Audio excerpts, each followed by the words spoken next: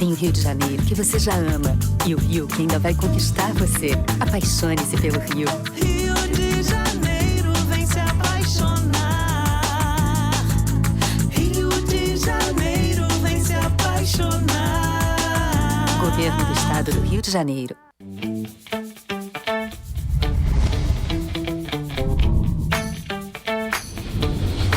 TVC, a TV do Correio da Manhã. Direto dos estúdios da TV Correio da Manhã em Petrópolis, começa agora o Correio Petropolitano Debate desta terça-feira, dia 7 de fevereiro. Hoje daremos destaque à licitação da BR-040 e também das intervenções da ligação Bingen-Quitandinha. Vamos conversar com o vereador Ingo Rames sobre esse tema. Abordaremos ainda também a questão das fiscalizações no transporte público e, claro, como que está a prestação de serviço para a população. Você vai acompanhar ainda no programa de hoje que os crimes em relação a ódio na internet cresceram em 2022. Os dados são da Cyfernet. E durante essa semana, Teresópolis vai realizar uma programação que vai disponibilizar atendimentos e tirar dúvidas da população em relação à documentação e também ao trabalho. Notícia e informação com análise nos atendimentos e nos serviços prestados à população de Petrópolis. Eu sou Richard Stolzenburg e esse é o Correio Petropolitano Debate.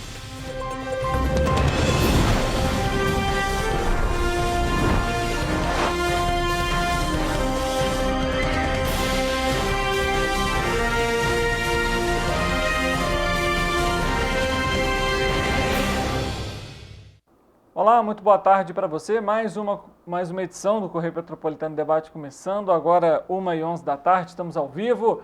E a gente começa o programa de hoje já com a nossa entrevista. Aqui no estúdio com a gente, para participar do programa, o vereador Ingo Rames, mais uma vez, para falar aqui de fiscalização e também dos serviços que são prestados à população. Ingo, boa tarde, seja bem-vindo mais uma vez. Boa tarde, Riz. Boa tarde a todos os telespectadores do Correio da Manhã. Como você falou, mais uma vez aqui com vocês, então agradecer o espaço de sempre. A gente que agradece, Ingo, pela presença. A primeira pergunta que eu te faço é em relação à ligação Bingen-Quitandinha. A gente sabe que é uma obra que é solicitada há muito tempo pelos moradores, né? Desde o início da concessão, da licitação, na verdade, para a Concer, que é a concessionária que administra até hoje. Você conversou recentemente com o Washington Reis. Como que foi essa reunião, esse andamento, o porquê também dessa conversa? Então, a ligação do Bingen-Quitandinha é uma lenda urbana, né, que a gente fala, todo mundo fala disso, então eu até evito falar sobre isso no dia a dia, porque ninguém acredita mais, mas eu não perco a esperança, estou sempre trabalhando em prol disso. Então, a nossa ida ao secretário de Estado, Washington Reis, foi no sentido da nossa preocupação em relação à BR-040, pois a Concer tem um contrato já vencido, onde eles conseguiram prorrogar de 2021 até agora, fevereiro de 2023. Dia 16 de fevereiro agora termina o contrato da Concer. Porém, em 21 eles conseguiram ganhar uma ação judicial e prorrogaram por mais 2 anos. Esse período era para quê? Para que o DENIT, o governo federal, fizesse a nova licitação para a nova concessionária assumir a rodovia. Porém, isso não aconteceu. Então, o TR, o termo de referência, ainda está no TCU, isso não andou como deveria. Então, agora em fevereiro, acabando o contrato, o que a gente sabe é que o DENIT tem que tomar conta da rodovia, tem que assumir essa concessão, tem que assumir a responsabilidade sobre a rodovia. E lá em 2021, quando estavam com o prefeito interino, nós tivemos essa reunião junto ao DENIT lá em Brasília, nós teríamos que ajudar com o SAMU, o município tinha que participar, o Estado tinha que participar também. Então, fui conversar com o secretário Washington para entender dele qual era a intenção dele, qual era a intenção do nosso governador Cláudio Castro em relação a esse imbróglio todo. Então ele nos garantiu que o governador Cláudio Castro estava indo a Brasília conversar com o presidente Lula para que o Estado de Janeiro ficasse como responsável desse trecho aqui que passa por Petrópolis, enfim, Areal, essa região nossa aqui. E também por Caxias, onde o Washington Reis conhece muito bem. Sim. Então, coincidiu com o nosso pedido, com a nossa preocupação, que ele levaria essa demanda até o presidente Lula, para que o DENIT não assumisse e sim o Estado ficasse responsável por isso. Então, eu achei ótimo que a gente tem um acesso muito melhor e consequentemente, voltamos ao assunto da ligação Bing-Quitandinha, que todo o asfaltamento já foi feito, já teve o teste da Polícia Rodoviária Federal naquele trechinho pequeno ali para você sair do Bing até a entrada do Parque São Vicente. Então, o Amazonas ali, desemboca no Parque São Vicente e entra pelo Amazonas, né? Então, a gente levei o projeto para o secretário Washington, então ele gostou, falou, é viável, vamos esperar acabar o contrato da Concer para que a gente realmente possa assumir esse trecho e colocarmos em prática esse desejo da população de Petrópolis de muitos anos. Muita gente já ajudou, muita gente já participou disso, então não quero dizer que é só uma ação do vereador Ingo, só do secretário Washington Reis, só do governador Cláudio Castro. Não, muita gente já participou, já tentou, já participou desse contexto. Então, assim, comigo mesmo, eu já estive lá em Brasília com o deputado Guleal, o deputado Luizinho, o deputado Vinícius Fará, com o vereador Maurinho Branco também, esteve comigo várias vezes lá em Brasília com essa causa. Assim, muita gente participou, muita gente correu atrás para que a gente pudesse realmente conseguir essa ligação Bing-Quitandinha. Mas agora eu acho que é uma oportunidade bacana, caso o Estado realmente pegue essa concessão, fique responsável por esse trecho, né? Tem um medo ainda da Concer conseguir ganhar na Justiça mais um tempo aí para ficar à frente da rodovia, porque eles ganham tudo na Justiça, infelizmente, então estão tentando também. Então a gente está aqui na expectativa para que dê errado para a Concer e que a gente consiga ter uma vida nova e, consequentemente, assim que a Concer sair, o pedágio para de ser cobrado até ter a nova licitação e até ter uma nova concessionária administrando a rodovia. Isso até o que eu ia justamente perguntar, porque são recursos que entram daqui, recursos que entram dali e, na verdade, o processo, aquela licitação que terminaria, acaba se tornando, né, renovada e fica mais 2, 3 anos, enfim. É algo que a população petropolitana tem se preocupado muito nesse quesito.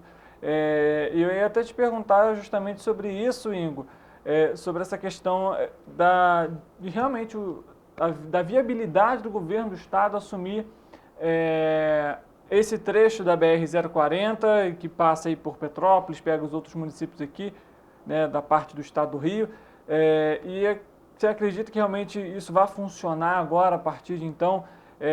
E de que maneira que esse diálogo foi levado também? O Washington comentou com você sobre esse diálogo que foi feito com o presidente e talvez um possível retorno dele também, ou só realmente depois do dia 16? Então, a gente tem que aguardar o que o secretário Washington me garantiu. O governador Cláudio já estava levando isso ao presidente da República. Até o próprio governador divulgou isso logo nas suas redes sociais, que ele levou 4 projetos prioritários para o Estado junto ao presidente da República. E um deles era a questão da concessão da BR-040. Tem também a Transbaixada, que é um projeto grande também, que o Washington também já tinha mencionado que estava à frente. Então, e outros, mais 2 projetos que o governador levou, não envolvem tanto a nossa região aqui. Então, esse teve muito interesse em função da preocupação que nós temos com a questão da Concer, que ninguém aguenta mais a Concer, já tem uma reclamação de anos, eles não conseguem cumprir o que está acordado no contrato. A gente vê aí a questão da cratera, que até hoje não foi resolvida, tem a questão das famílias à margem também da rodovia, que sempre é um problema, sempre é um imbróglio, que a gente conseguiu também resolver de forma definitiva junto à NTT. Tem também o túnel da subida da serra. Hoje a gente tem tido muitos problemas aí, mais nesse início de ano, com a questão da serra. Eles estão fechando a serra com recorrência por causa do risco de barreira. O último domingo eu fui subir a serra às 8 e pouco da noite, serra fechada, com muitas árvores na pista, a gente se pode da ventania. Então, a gente precisa ter alguém que realmente olhe para a BR-040 com um olhar de quem entenda da rodovia, da importância dela, e que a gente precisa dar um fluxo melhor a ela, ter uma alternativa, enfim. Então, o túnel é fundamental, a ligação Bing-Quitandinha vai ajudar muito. Então, eu acho que o Estado tomando conta, até pela proximidade do Washington com a região, a gente vai ter um ganho com isso, né? Logicamente, o governo federal vai dar o suporte também, o município precisa dar o seu suporte também, que a gente tem uma preocupação grande em relação aos acidentes, né? Tanto acidente de trânsito, como também com os animais, como é que vai ser essa remoção, quem vai ficar responsável por isso. Isso é um fator que nos preocupa muito. Então, a gente tem que ter isso bem alinhado, bem definido, para que a gente não pague um preço também na hora de sair a Concer, mas também a gente não consiga dar a atenção devida. Então, tem todo esse trabalho que precisa ser questionado, então nós estamos à frente da Comissão de Transporte da Câmara agora, faz parte do meu trabalho pegar essas informações, então estou muito atuante na pauta também por esse motivo. Então, tenho aqui essas informações para atualizar vocês, então estou na torcida para que a Concer realmente não consiga ganhar na justiça e a gente possa avançar. E a conversa foi boa do governador junto com o presidente da República, então acredito que está bem encaminhado e todo mundo está a favor, aí a favor troca, que o Estado fique à frente junto com o governo federal da rodovia. Então ninguém está a favor da Concer, não. Agora, Ingo, além dessa questão, você tocou num ponto interessante, que é, né, a Comissão de Transportes aqui agora na Câmara. Você, inclusive, tem realizado fiscalizações aqui em Petrópolis. Qual está sendo o objetivo, quais pontos estão sendo analisados e o que você encontrou até o momento de falha ou de possíveis problemas em relação ao transporte aqui, que afeta, obviamente, a mobilidade na cidade? Infelizmente, o nosso transporte é um problema seríssimo na cidade. Envolve mobilidade urbana, envolve estacionamento regular, envolve as empresas de ônibus, envolve os horários que não são cumpridos, envolve é uma lista ali, né? Você vai também os aplicativos que não são regulamentados, enfim, tem uma série de fatores que a gente precisa olhar, né? Falando especificamente das empresas de ônibus, quando eu fiz uma atuação mais forte ontem, até nas ruas, hoje também, ontem eu estive presente, hoje meu time que foi às ruas, a gente recebeu uma denúncia nas redes sociais que me chamou a atenção, que foi que alguns veículos não estavam regularizados junto ao Detran, estavam com licenciamento atrasado e tal. Achei aquilo minimamente curioso, falei, pô, vamos na ponta analisar. Então analisamos mais de 50 veículos ontem, hoje chegamos a 90 e poucos veículos, aproximadamente quase 100. Nós temos uma frota hoje de 313 veículos na cidade toda, juntando todas as empresas. Né? Então nós fizemos essa busca na ponta, anotando o número do ônibus, a placa, qual é a linha, tudo certinho para que a gente pudesse ter uma informação precisa.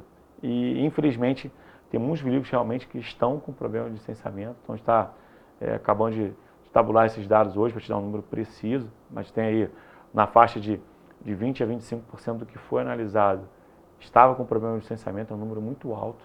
Então estou separando por empresa agora, estou separando por horário, estou fazendo uma série de cruzamentos para que a gente possa realmente tomar uma ação agora junto às empresas, também, caso necessário, também o judiciário para que a gente tenha isso responsável. O cidadão é obrigado a pagar seu IPVA, pagar o licenciamento anual. Por que as empresas de ônibus não são obrigadas? Então, porque se eu tiver errado, o carro vai ser rebocado, né? A empresa de ônibus também precisa ser rebocada. Então, a gente está com essa atuação mais forte nesse sentido. Também, que eu falei com você, a questão dos horários. Tem um grupo de WhatsApp de transporte público que eu faço parte, que foi criado lá pelo pessoal das lideranças comunitárias. Então, me colocaram no grupo, meu telefone pessoal está no grupo, participo das denúncias.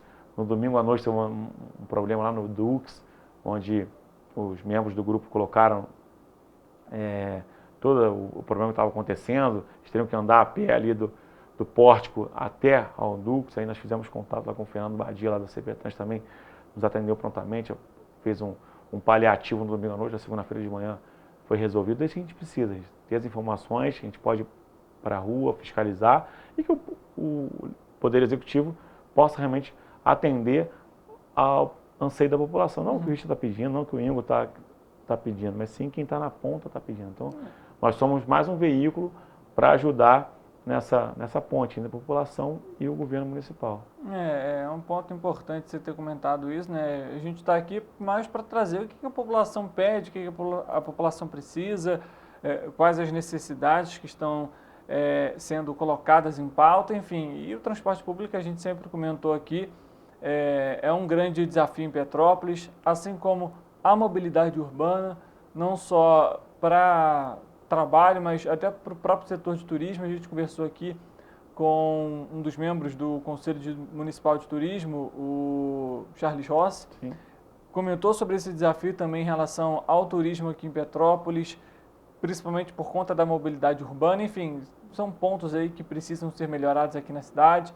E lógico, a gente sempre traz esse acompanhamento, aborda aqui os pontos mais fortes, os mais fracos, e as fiscalizações que são realizadas aqui no município. E até eu pergunto sobre isso, Ingo, A gente conversou há pouco tempo aqui no Correio Petropolitano Debate com o Cetranspetro e, pelo menos de acordo com o órgão, a maioria hoje dos atrasos em relação ao transporte público é por causa de estacionamento irregular. Isso, de alguma forma, vai contra essas fiscalizações que vocês realizaram ontem? Não? Também é um dos motivos dos atrasos? Como que você vê essa resposta que o sindicato tem? Eu entendo que é um dos motivos do atraso, sim. Não somente ele, mas ele também é um dos motivos. Então, no próprio grupo que eu mencionei, no sábado teve um problema em São Sebastião, que o ônibus está botando os fósforos, que o ônibus não conseguia fazer a manobra na área que é destinada para isso. Então, a gente sabe que tem que ter uma ajuda da população também. Nos finais de semana, o pessoal tem mais em casa, acaba agravando essa situação do estacionamento irregular. Porém, eu não tiro também a parcela de culpa da Cetranspetro, dos órgãos, das empresas, enfim, da questão dos horários. Então, a gente precisa também ter muito ônibus que quebra, tem muito ônibus que tem problema de atraso em função da quebra também em função da falta de cobrador. Às vezes tem que ajudar alguém a entrar no ônibus, um cadeirante, um deficiente, enfim, um idoso. Então, isso também atrasa a saída. Quando você tinha a questão do cobrador, pode ajudar, pode auxiliar, se agiliza esse processo. Então, tem uma série de fatores que a gente precisa olhar com muito cuidado para que a gente seja justo e que possa cobrar de todo mundo. Eu não concordo com você, o aspecto também quer tirar o corpo fora, né? Não é comigo, não. Que é só a população, não. A população tem essa parcela, alguns da população, né? Que não fazem como deveria, mas tem muito problema em relação também às empresas de ônibus por esse motivo que eu falei aqui agora. Quebra, a gente tem todo dia, você anda nas ruas, você vê ônibus quebrado, você tem denúncia todo dia de algum tipo de ônibus quebrado. Chegaram uma remessa de ônibus novos, agora seminovos, né? Vamos atualizar aqui de ônibus seminovos. A gente espera que melhore. Já percebi alguma melhora? Percebi, mas ainda tem muita quebra, a gente precisa ter isso cada vez melhor. Lembrando que as empresas estão recebendo subsídio agora, né? O governo federal fez um subsídio ano passado, o municipal está fazendo agora novamente o subsídio para as empresas. Então, isso só aumenta a nossa cobrança, porque nós conseguimos reduzir essa passagem em 2021. A passagem já aumentou 2 vezes, infelizmente, quando nós saímos. Né? Ano passado aumentou 2 vezes. Então, agora, com o subsídio, ela precisa diminuir novamente e precisa ter melhora no transporte. As empresas precisam investir nisso, precisam atuar de forma mais forte para que o cidadão seja beneficiado e fique feliz com o transporte público do nosso município, mas está longe disso. Um ponto interessante, Ingo, você comentou agora sobre a chegada dos ônibus seminovos. Existe a lei de que o ônibus pode rodar 7 anos, certo? São 11. 11 anos? 11 anos. Vocês pretendem fazer uma fiscalização também para saber se esses ônibus já ultrapassaram? E eu pergunto o seguinte, em relação a esses ônibus seminovos, eles começam a contar a operação quando chegam ao município ou pelo ano de fabricação dele? Boa pergunta. O que vale é o ano de fabricação desse veículo. Então, como eu falei anteriormente, a questão dos dados, que a gente recolheu todos os dados, o número do ônibus, da placa, da linha. Então, com esses dados eu consigo... O meu foco de fiscalização ontem foi a questão do licenciamento. Foi o meu foco de ontem. Mas com os dados que eu estou recolhendo, isso me dá várias outras informações que são importantes também. Uma delas é que você acabou de mencionar, em relação ao ano de fabricação, qual o período que esse ônibus está circulando e por que ele não está aguentando. A gente tem uma empresa que tem muita quebra, a Cascatinha, que todo mundo sabe que era campeã de quebra, então a gente precisa acompanhar isso mais de perto, porque tem outros que não quebram tanto e acabam sofrendo a mesma carga por estar no transporte comum. Então, eu separando por empresa, às vezes eu consigo dar uma resposta mais real para a população, e o que vale é o ano de nascimento. Então, o ano de nascimento, não deixa de ser, né? O ano de fabricação do veículo, esse é o que vale. Então, ele chegou em Petrópolis agora, bacana, mas ele já foi fabricado há 5 anos atrás e tem mais 6 anos de vida útil na nossa cidade. Perfeito, é bom trazer esse esclarecimento até para você que também está nos acompanhando, poder cobrar essas ações. A gente recebe aqui com frequência, não só a gente, mas os gabinetes, os vereadores também, as reclamações em relação ao transporte público, então fique de olho aí, né? É o ano de fabricação do ônibus que vale, né? Que conta para esse ano de operação que ele é determinado aí por lei. Ingo, além dessa questão do transporte também, você realizou uma fiscalização em relação à iluminação pública aqui em Petrópolis. Queria que você falasse um pouco para a gente o que está acontecendo, o que foi averiguado de irregularidade, porque parece que a empresa está atuando sem contrato, é basicamente isso, né? Isso, saindo um pouquinho do transporte agora, só para finalizar o transporte, eu queria deixar aqui minhas redes sociais abertas para quem tiver algum tipo de denúncia, algum tipo de reclamação, pode enviar para nossas redes sociais, porque essa de ontem partiu de uma denúncia que nós recebemos pelas redes, então isso nos ajuda também a estar mais próximo da população. Em relação à sua pergunta da iluminação pública, nós temos recebido muitas denúncias de iluminação pública no gabinete, que a lâmpada queimada, que não está legal, muitas ruas escuras, então a gente me chamou a atenção nas denúncias e nós deixamos um contrato, uma empresa foi licitada, fornecendo esse serviço. Essa empresa saiu no início de 22 e a prefeitura fez um contrato emergencial no início de 22. Esse contrato durou até agosto e não foi renovado. O que está acontecendo, gente? A prefeitura está fazendo, para o serviço não parar, está fazendo com uma parte da prefeitura e outra parte está fazendo confissão de dívida com essa empresa. Então ela vem todo mês, fecha o mês, vê o que utilizou dela e paga uma nota. Então isso acaba acarretando um serviço que não é de qualidade. Então, e por isso as demandas estão aumentando no nosso dia a dia. Então o que a gente está reivindicando? Que a prefeitura faça a licitação logo, isso vai baratear para a cidade, vai ficar mais barato e a população terá um serviço de qualidade. Onde tem um 0800 que ela possa ligar, vai ter um atendimento mais rápido. Então, assim, é um serviço que todo mundo precisa, é fundamental para a nossa segurança pública. Petrópolis é uma referência de segurança pública. Então, será que essas luzes apagadas não vai piorar nossos índices? Então, a gente tem que tomar esse cuidado, que não é só uma lâmpada apagada, não. Isso envolve uma cadeia de fatores que a gente tem que estar acompanhando. Então, a nossa briga é para que a licitação seja feita logo, para que a gente consiga regularizar essa situação e a população seja atendida de forma mais eficaz, que hoje não está acontecendo. E até abordando outras questões, entra, por exemplo, a chuva, né? A gente sabe que é um período agora de muita ventania, né? De chuva, de raizes, e aí às vezes a sirene é acionada. Como que a população, por exemplo, de um local que foi acionada essa sirene, vai para esse ponto de apoio se você não tem uma iluminação adequada? Enfim, são alguns pontos aí que englobam toda essa questão da iluminação pública. Você comentou desde agosto, então tem cerca de 5 meses, basicamente, aí que essa empresa está atuando. Eu pergunto, como que a prefeitura faz esses pagamentos? Existe um cálculo de alguma forma? Isso foi cobrado, questionado a prefeitura, de como que está sendo feito esse pagamento e esse valor que é cobrado por essa empresa?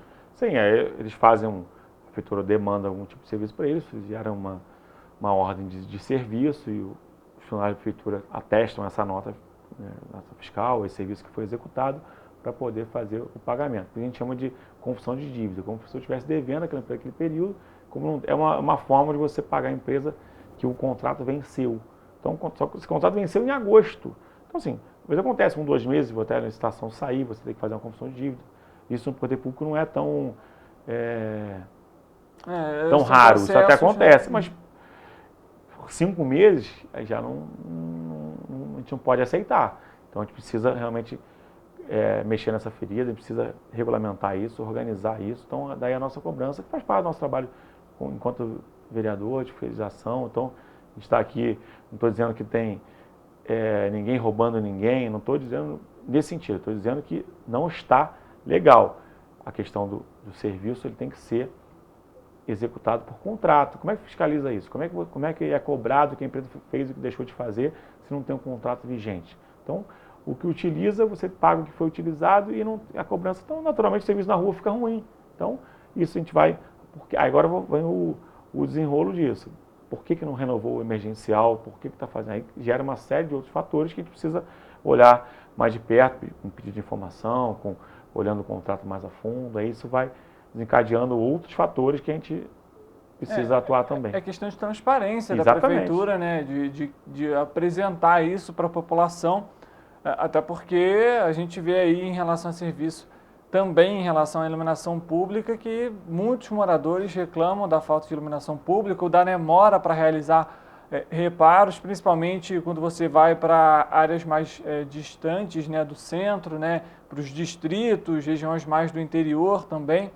Essa demora, já aconteceu da gente conversar aqui com pessoas que já comentaram que ficavam 3, 4 dias, uma semana sem iluminação, porque caiu uma árvore na fiação e a empresa não foi realizar esse serviço, ou seja, mostra, evidencia o porquê, por exemplo, desse serviço não está sendo feito, porque você tem que ter fiscalização em cima também, e aí parte também da prefeitura esse caso, para analisar se o que ela está pagando está sendo feito, até porque a gente quando paga alguma coisa a gente quer aquele serviço realizado, pelo menos com a gente é assim, né? A gente quando faz o pagamento de algum serviço, de algum produto, a gente quer aquele produto, primeiro, bom e que não seja algo simplesmente paliativo, que daqui a uma semana vai dar algum problema, que ele seja resolvido.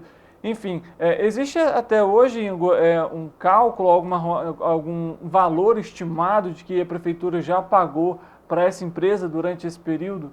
Sim, o valor, esse serviço de iluminação pública, ele é um valor que é 4 milhões e meio por ano, mais ou menos. Vamos botar aí, o teto seria mais ou menos 400 mil reais mensais. A prefeitura tem pagou de em torno de 300 mil reais por mês para essa empresa. Então, estou falando mais de R$1 milhão já foi pago em forma de construção de dívida. Então, a gente precisa realmente ter atenção com isso. É um valor robusto, que é um serviço que demanda realmente um valor alto. Um orçamento, então, né? Exatamente, um orçamento robusto. Então, a gente precisa estar acompanhando isso de perto para que a gente regularize isso o mais rápido possível. Então, o que a prefeitura tem que fazer é licitar. Naturalmente, isso vai ficar mais barato que muitas empresas. Quando nós fizemos em 2021 a licitação, para você ter ideia, foram 18 empresas interessadas no serviço.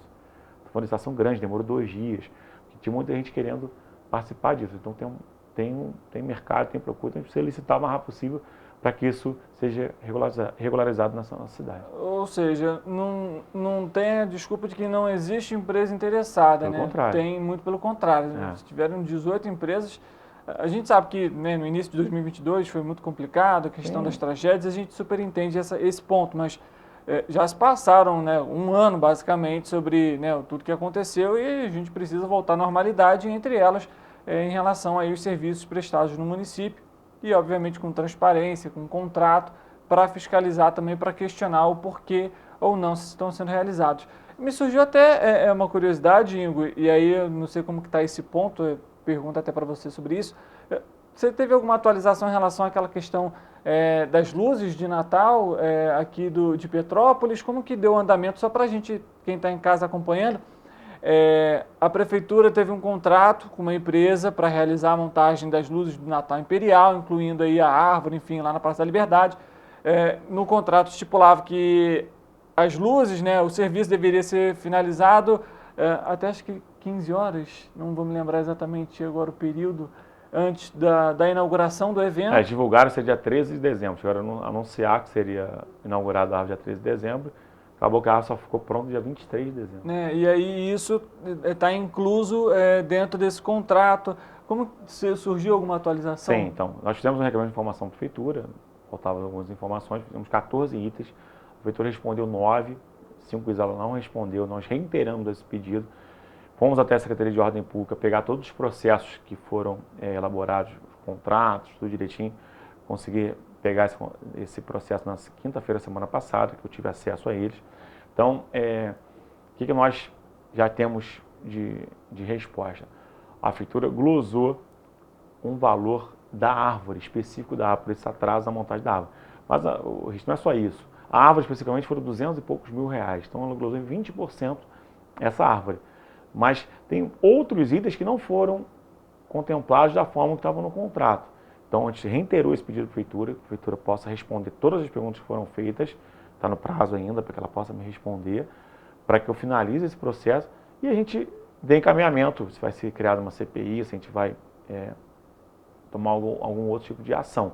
Mas, deixando claro, nossa legislação já, de certa forma, já deu algum resultado, porque a prefeitura já se sentiu obrigada a glosar parte desse contrato, porque a empresa não cumpriu o que estava combinado, já foi cortado. Mas ainda é muito pouco, dá uma glosa de 40 mil reais mais ou menos. A gente está falando de um contrato aí de 2 milhões, não, mais, 2 e pouquinho vai ser o custo total, né? Porque a gente está falando só de iluminação, estrutura e iluminação, não tem nada a ver com a parte cultural.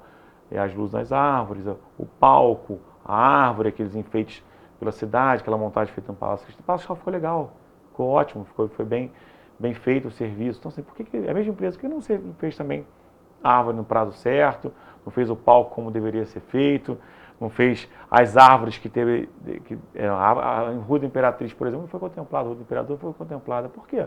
Isso tem que ser contemplado. Então, nós fizemos um trabalho de campo também, fiz quantas estrelinhas tinham no contrato, quantas tinham pendurado no poste de fato. Eu tenho todo esse levantamento feito e estou só respeitando esse prazo, a Prefeitura tem que me responder ainda para eu entregar um relatório geral e a imprensa com certeza vai ter acesso a isso também. Existe um prazo? Até quando esse prazo, você sabe a data? Se eu não me engano, até 17 de fevereiro agora, que é o meu prazo para resposta. Mas, ressaltando, assim, já deu resultado, né? Que a gente já conseguiu ter uma resposta em relação à árvore, conseguiu ter uma glosa em relação à árvore, mas a gente acha que tem mais coisas que a gente precisa averiguar e eu estou levantando isso, que é trabalhoso, né? Que você tem que olhar contratos, os contratos são grandes, são longos, então a gente precisa olhar para ser honesto e justo com todo mundo. Eu não quero aqui acusar ninguém, enfim, eu quero fazer o trabalho que tem que ser feito, que é fiscalizar e dar o retorno para a população. Até porque o Natal Imperial é algo, né, muito grande, então é uma demanda muito grande. Enfim, o pessoal até questionou também em relação ao túnel de luz lá na 16 de março, falaram que ficou mais ou menos. Mas o túnel ele cumpriu o que estava no contrato. Ele não ficou bonito, não ficou como... Não atingiu a expectativa, exatamente, né? Mas contratualmente, falando do que está no papel, a empresa cumpriu o que estava no papel. Tinha um mínimo de 40 metros, tem que ter a luz, enfim. Ali eles cumpriram de certa maneira o que está no contrato. Mas tem outros locais. Ele não ficou como a população imaginou que poderia ficar. Custou muito mais caro, enfim. Aí é uma série de fatores. Mas o que está no papel, o contrato, ele foi cumprido. Não tem ilegalidade no contrato. Então são coisas que a gente tem que saber. Podia ser melhor? Muito melhor. Tem potencial para muito mais. Então, assim, deixando claro, Richard, eu não sou contra o Natal. Eu acho que o Natal é importante para a cidade, movimento a economia. A marca Natal Imperial, até uma lei minha agora que a marca vai perdurar, independente de quem seja o prefeito.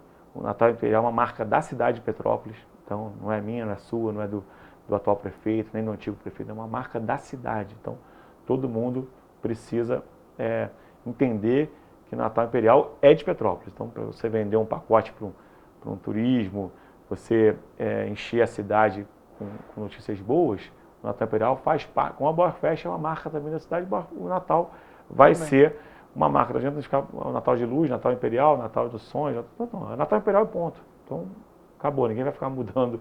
Mas toda hora a Boarfest tem um nome diferente. Não.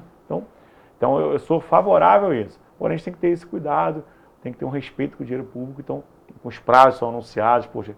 Teve gente que veio para Petrópolis no dia 13 de dezembro para ver a árvore na Praça da Liberdade. Chegou ali, então, esse turista reservou hotel, foi no restaurante, pode ter feito a unha no salão de manicure, pode ter cortado o cabelo, foi no restaurante almoçar, foi na cafeteria tomar um café.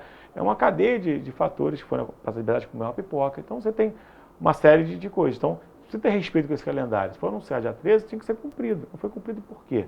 Então, se não foi, tem que ter um custo para isso. Porque tem uma cadeia de, como você falou, setor de turismo, a região hoteleira toda sofre com isso. A gente pede credibilidade perante as empresas de turismo. Perfeito.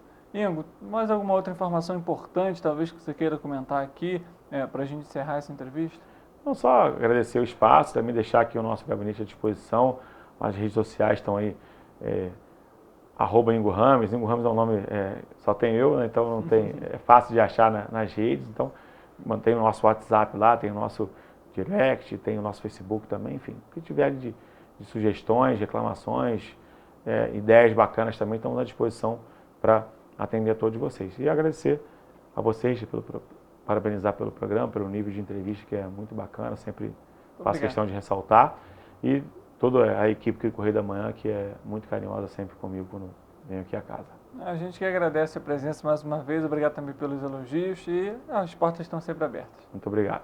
Para você que está nos acompanhando, a gente faz um intervalo rápido, coisa de 2 minutos, a gente volta ainda para falar mais sobre Petrópolis e também a nossa área de cobertura. É coisa rápida, a gente volta já.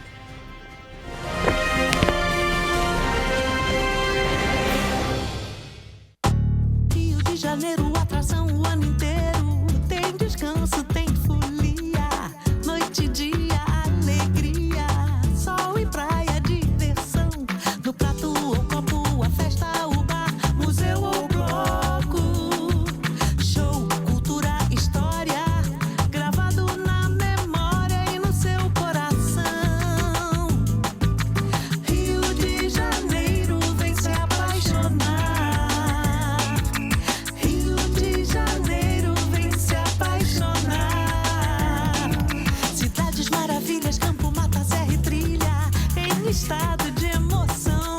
Rio de Janeiro que você já ama e o Rio que ainda vai conquistar você. Apaixone-se pelo Rio. Rio de Janeiro, vem se apaixonar. Rio de Janeiro, vem se apaixonar. Governo do Estado do Rio de Janeiro.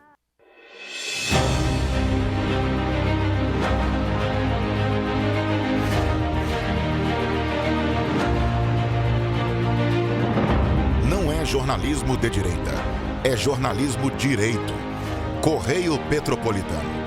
Tudo que seu jornal não deveria ter deixado de ser. Todos os dias, em uma banca perto de você.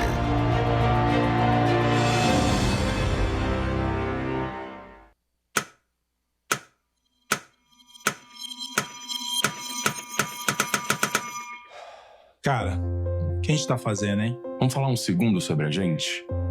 Sim, sobre violência contra a mulher, mas mais sobre a gente. Pensa nas mulheres que você conhece, nas mulheres próximas de você. Colegas de trabalho, vizinhas, amigas, as mulheres da tua família. Agora imagina que a cada 8 minutos, uma delas é estuprada. Duro de engolir, né? Mas é o que tá acontecendo no Brasil. Aqui, 7 em cada 10 mulheres já sofreram violência ou assédio no trabalho. E absolutamente todas as mulheres, inclusive as que você pensou, vão sofrer algum tipo de abuso pelo menos uma vez durante a vida. Pesado, né? Mas e aí? O que a gente tá fazendo? Vamos falar sobre a gente. Sobre o jeito que a gente trata as mulheres. Passa a vara, senta a rola, pega de jeito. Comer, Meter. fuder. Aê, garanhão. Pegador. Comedor. Ensinam pra gente que a mulher é uma coisa a ser conquistada, um prêmio, e que você não deve aceitar um não como resposta. Ela não te dá bola, é porque tá se fazendo de difícil. É só pegar um drink que ela tá na tua, irmão. Manda ver. Ela tá pedindo. Só um beijo. Um beijinho, pô. Não tem mulher que não dá, só tem homem que não sabe pegar. Vai lá, pega ela, mostra que é macho. É assustador quando a gente ouve isso fora de contexto, né? Agora imagina o quanto é assustador para elas. Quantas vezes você já ouviu alguém falar assim? Seja na escola, seja no trabalho, seja na balada, até na sua própria casa. Tá errado. Então, vamos falar sobre a gente? Porque a gente pode mudar essa realidade. Não tem que ser desse jeito. A violência contra a mulher não é um problema da mulher. É um problema nosso. É problema meu. É problema meu. É um problema meu. Meu, Meu. Meu. meu, Meu. Meu. meu, Meu. Meu. meu. É um problema meu. A responsabilidade é nossa.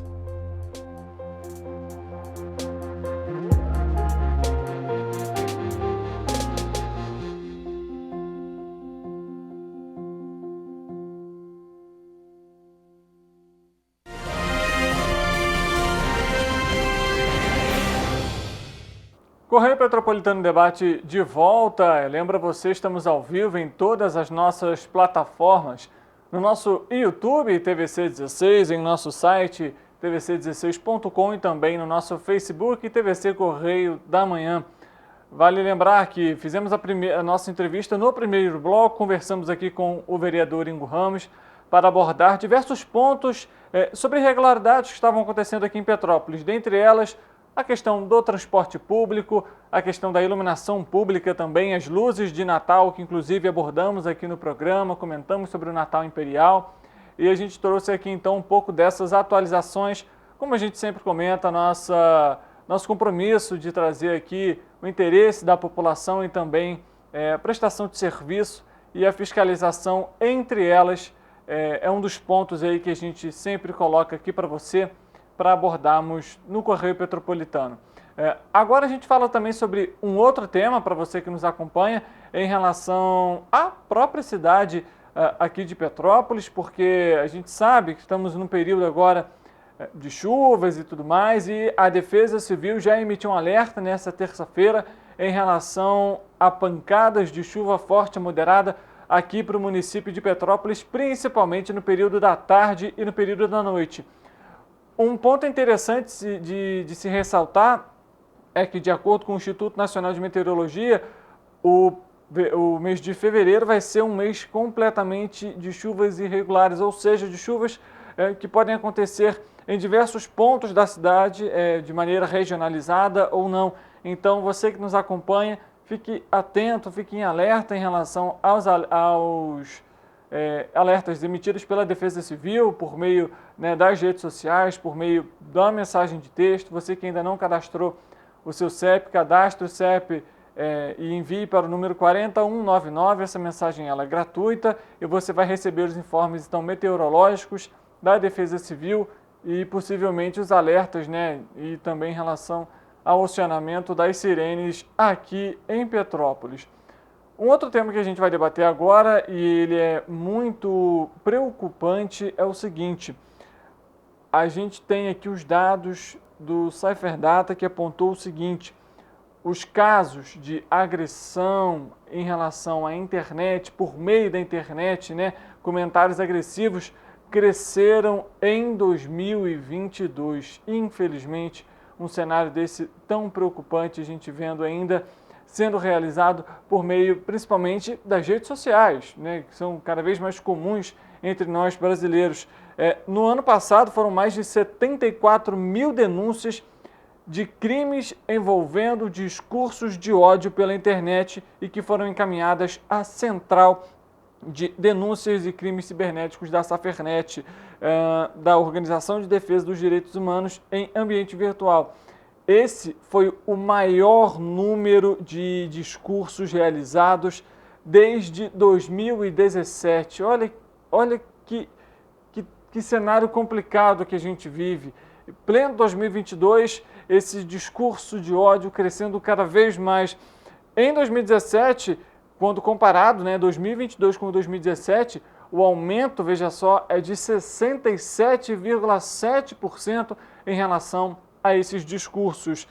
Essa informação foi divulgada hoje pela Safernet, como a gente comentou. Dentre os crimes, né, dentre os discursos de ódio que foram mais comentados está a xenofobia, que é o preconceito, a intolerância e a violência, principalmente contra estrangeiros, pessoas de outros países. E é importante ressaltar, às vezes acontece entre estados, até mesmo aqui no Brasil. E a xenofobia teve um aumento gigantesco. 874% foi o registrado nessa comparação com 2017 e 2022.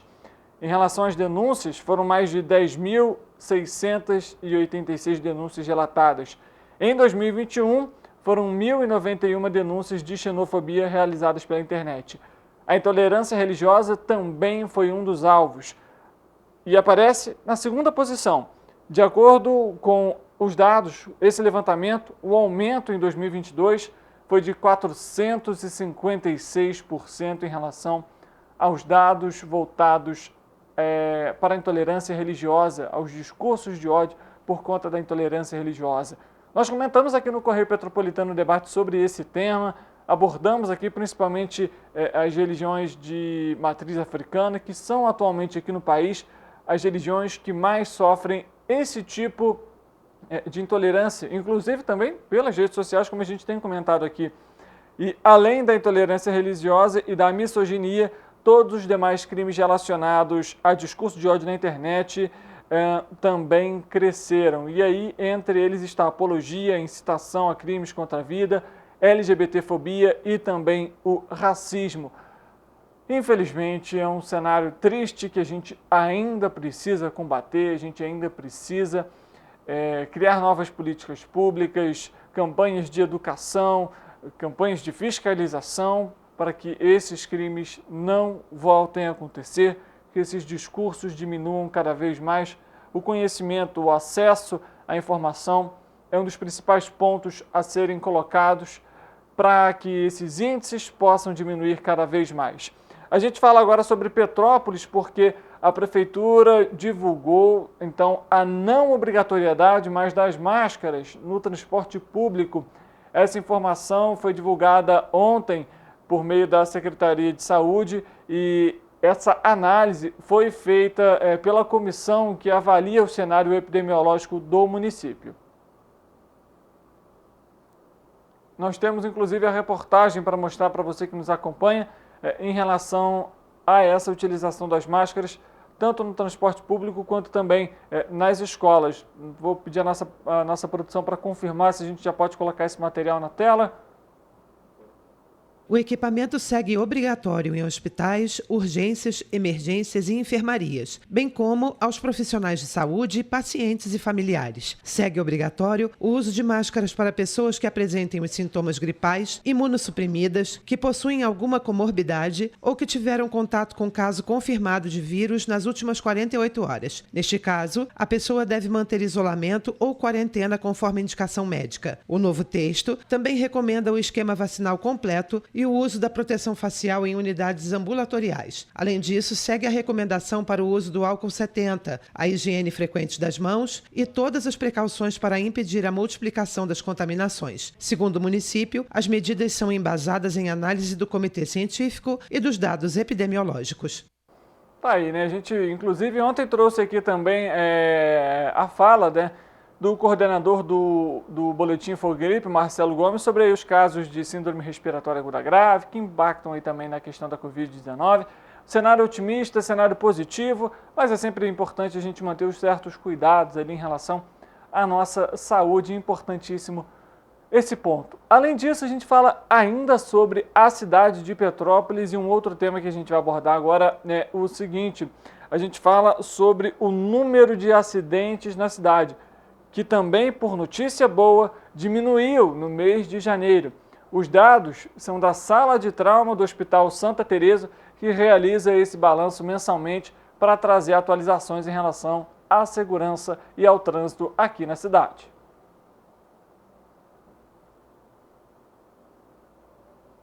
A gente tem esse material também para colocar, vou pedir a nossa produção para colocar daqui a pouco também, em relação aos índices de acidente. Assim que estiver disponível, a gente coloca para você que está nos acompanhando. Podemos colocar? Então, por favor, a gente vai acompanhar então esse material agora. Segundo os dados da Sala de Trauma do Hospital Santa Teresa, Petrópolis registrou queda no número de internações em acidentes no mês de janeiro, com um registro de 135 internações. Em dezembro, foram registrados 165 internações. Entretanto, esses dados representam um aumento em relação a janeiro do ano passado, quando foram registradas apenas 100 ocorrências. Acidentes de moto continuaram liderando o índice. Foram 45 internações envolvendo motocicletas, cerca de 33% de todas as internações. Além disso, dos 45 acidentes envolvendo motoqueiros, 39 eram homens, representando 86% das internações totais. O segundo mais responsável são os acidentes com carros. Foram registrados 33 internações no quesito. Nesse caso, há mais equilíbrio na questão do sexo. Foram 17 homens e 16 mulheres envolvidas. O terceiro e quarto índices, respectivamente, que registraram acidentes, foram quedas com 25 internações e atropelamento com 10. Tá aí para você então que nos acompanha os índices em relação ao acidente aqui em Petrópolis nesse mês de janeiro. O mês já começou alguns acidentes normais, mas é sempre importante ter cautela aí na hora de pegar, né, a estrada, de pegar o veículo. Manutenção é importante, estar sempre em dia, né, dirigir dentro dos limites da via é outro ponto importante. E lógico, né, esquecer principalmente o telefone celular durante, né, o trajeto para o trabalho, para a escola, enfim. Porque são principalmente esses materiais que ocasionam aí alguns acidentes. É importante sempre manter a atenção total no trânsito, no fluxo dos veículos para evitar aí os acidentes, principalmente os motociclistas, né, que eventualmente são aí as maiores vítimas durante todo o período, né, durante todo o ano. A gente vê aí o índice de acidentes de moto é muito maior quando comparado aos veículos, né, carros, caminhões, ônibus, enfim. E vale ressaltar, ontem mesmo aqui em Petrópolis, 2 acidentes aconteceram, e os 2 envolvendo motocicletas. Então, por isso a gente ressalta, muito cuidado na hora de pegar o trânsito, sempre tenha prudência, respeito, educação dentro do trânsito, porque a gente precisa dirigir para a gente e também para o outro, né? E a gente fala também agora sobre um outro tema muito importante, que é o Censo Demográfico de 2022. De acordo com o Instituto Brasileiro de Geografia e Estatística, o órgão tem trabalhado para diminuir a recusa a fim de conseguir finalizar o censo. A taxa média de recusas no país é de 2,43%. Para você ver, num país que tem mais de 200 milhões de habitantes, isso é muita coisa. Em São Paulo, na verdade, São Paulo é o líder de ranking entre os estados. O percentual que se refere a recusar, que se recusam a responder, é de 4,49%. O Mato Grosso é o segundo estado com maior percentual de recusas no país, com 3,38%, seguido pelo estado do Rio de Janeiro, com 3,21%. Até o dia 31 de janeiro foram recenseadas mais de 185 milhões de pessoas, em mais de 65 milhões de domicílios no país. Isso representa que cerca de 89,45% da população total, de acordo com o resultado prévio do censo, ou seja, que tem aí estimado 207 milhões de pessoas, com a cobertura dos setores censitários praticamente concluída, quase 90% da população então foi recenseada. O Disque Censo 137 é um serviço inédito e que está em operação censitária no país. O Disque Censo foi disponibilizado desde o fim do ano passado. Nele, as pessoas que ainda não foram recenseadas têm a oportunidade de ligar e solicitar a visita de um recenseador. Além do número 137, o informante que não respondeu ao questionário do censo deve ligar para o número 0800 721 8181, que vai estar disponível até o dia 20 deste mês, ou pode procurar uma agência do IBGE também na sua cidade para responder esse questionamento. Então, importante, você que ainda não realizou o censo, não participou da pesquisa, faça, ligue para o 137, ligue para o 0800, procure uma agenda do IBGE, uma agência do IBGE, porque é por meio dessas pesquisas, desse censo, que as políticas públicas podem ser realizadas, podem ser regionalizadas. Ou seja, para você ter um cenário real daquela localidade, daquela cidade, daquele bairro. Então, é importante participar, é um compromisso do cidadão ter essa participação. Então, não deixe de fazer.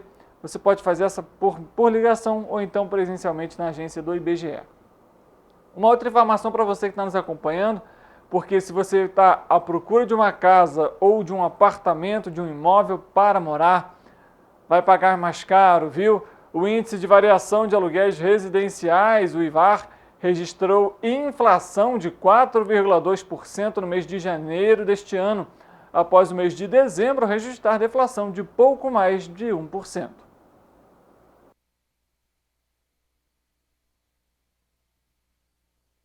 O Índice de Variação de Aluguéis Residenciais, IVAR, registrou inflação de 4,2% em janeiro deste ano. Em dezembro de 2022, o indicador calculado pela Fundação Getúlio Vargas havia tido uma deflação, que é a queda de preços, de 1,19%. Com isso, o IVAR acumulado em 12 meses passou de 8,25% em dezembro para 10,74% em janeiro. O índice é calculado com base na variação dos aluguéis cobrados nas cidades de São Paulo, Rio de Janeiro, Belo Horizonte e Porto Alegre. Se em dezembro as 4 capitais haviam tido deflação, em janeiro elas registraram inflação. Em São Paulo, a taxa passou de menos 1,06% em dezembro para 2,84% em janeiro. No Rio de Janeiro, subiu de menos 2,41% para 1,45%. Em Belo Horizonte, foi de menos 0,46% para 0,72%, enquanto que em Porto Alegre cresceu de menos 1,09%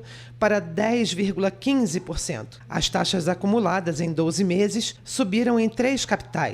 São Paulo, de 7,80% para 8,20%, Rio de Janeiro, de 8,34% para 8,51% e Porto Alegre, de 7,15% para 16,79%. Apenas Belo Horizonte teve queda na taxa, de 11,31% para 9,82%.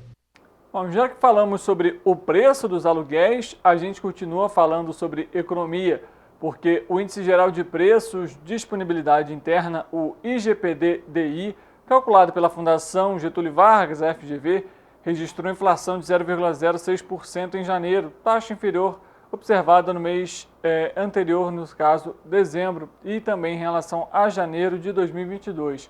Com isso, o indicador acumula a taxa de inflação de 3,01% nos últimos 12 meses, bem abaixo de 16,71% de janeiro do ano passado. A queda de dezembro para o mês de janeiro foi puxada pelos preços no atacado. O índice de preços ao produtor amplo, subíndice que mede esse segmento, teve uma deflação, uma queda de 0,20% em janeiro, ante uma inflação também de 0,32% em dezembro. Por outro lado, o índice de preços ao consumidor, o IPC, que mede o varejo, e o índice nacional de custo da construção tiveram alta da taxa. O IPC passou de 0,35% em dezembro para 0,80% no mês de janeiro. Já o índice nacional aí de custo de construção subiu de 0,9% para 0,46%. Ou seja, se você for aí à loja de material de construção, pode ser que o preço tenha subido um pouquinho, viu? Tá tudo aumentando, né? O preço do aluguel sobe, o preço ali dos materiais também de construção sobe, enfim, é a cadeia aí que envolve todos esses, esses setores, enfim, que impactam aí no bolso do consumidor. Bom, a gente pode falar agora sobre Teresópolis, porque a gente fala sobre oportunidade. A gente tem na tela para mostrar para você a imagem da ação que vai ser realizada a partir dessa quarta-feira lá em Teresópolis, que é o Espaço do Empreendedor. Vai ser realizado aí durante 3 dias e você que está nos acompanhando pode participar, não deixe de participar. É o Espaço do Empreendedor Itinerante, que vai percorrer os bairros de Coreia e Meudon na área urbana e Água Quente na zona rural. O objetivo, então, é levar os serviços de fomento econômico, emprego, atendimento social e também de ouvidoria de forma descentralizada aos moradores de todas as regiões dos municípios. As equipes das secretarias municipais de Trabalho, Emprego e Economia Solidária, de Fazenda e de Desenvolvimento Social e da Ouvidoria Geral vão oferecer serviços como cadastro no balcão de empregos do Cine, informações sobre o seguro-desemprego e a carteira de trabalho digital, além de orientação a respeito da legalização de empresas e viabilidade empresarial, além da inscrição no Cadastro Único de Programas Sociais, ou seja, o CAD Único, e também esclarecimentos sobre o DECLAM, a Declaração Anual para o Índice de Participação dos Municípios, e também o registro das principais demandas dos moradores para a melhoria dos bairros. Então, você que é morador dessas regiões, apareceu na tela ali para você os horários, os locais. Não deixe de participar e de tirar aí, de esclarecer as suas dúvidas em relação a todos esses temas que foram abordados aqui no programa e que vão ser abordados aí durante essa ação itinerante. Assim a gente termina o programa de hoje. Lembra você que para você continuar aqui, acompanhando a nossa grade de programação, para você não perder nada do que acontece aqui, às 6h30 da noite, Jornal Correio Petropolitano trazendo mais informações em relação a Petrópolis e a nossa área de cobertura. Amanhã, nosso encontro marcado, 13h da tarde, ao vivo, e eu conto com a sua presença. Até lá!